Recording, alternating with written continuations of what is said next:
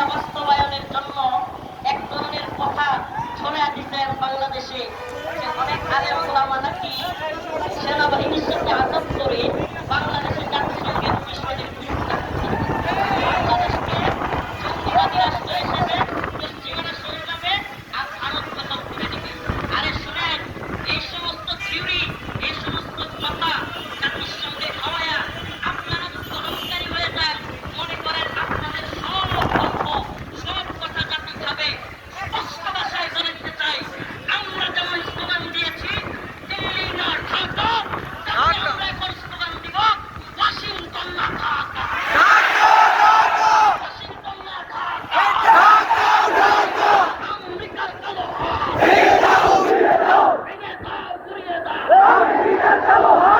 আখেরি পয়গাম আপনাদের প্রতি থাকবে, জামাত হেফাজত চরমোনাই মোতালেবের সময় এখন নয়।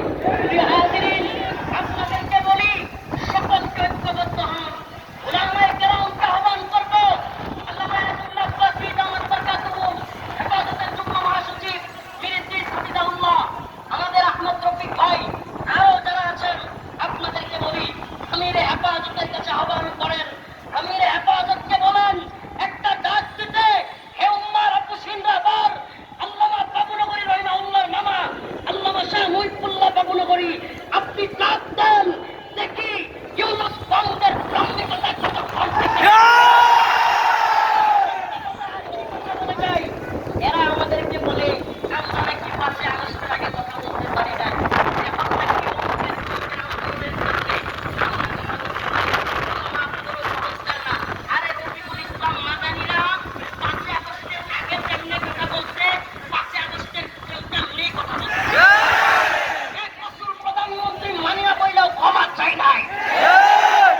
এনএসএর গোয়েন্দা সংস্থার লোকেরা গিয়েছে, আল্লাহর কসম করে বলি প্রতিবাদ করেছি, উল্টা বিরোধিতা করেছি বলে, মোদির বিরোধিতা করেছি বলে আমার সমস্ত হাইকোর্টের মামলার জামিন আবার বাতিল হয়ে গেছে। আমরা তোদের কোনো পরোয়া করে, তোদের কোনো এই টুকান্না বিষয়ে আমরা খাই না।